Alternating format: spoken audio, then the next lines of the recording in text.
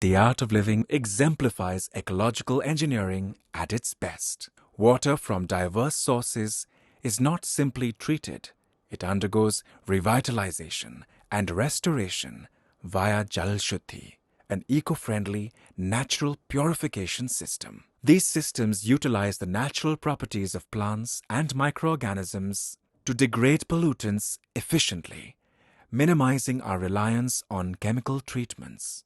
The rejuvenated water from Jal Shuddhi achieves such a level of purity, ready to nourish the environment once more. India has rain for 1.5 months of the year, and we have very, very good rain.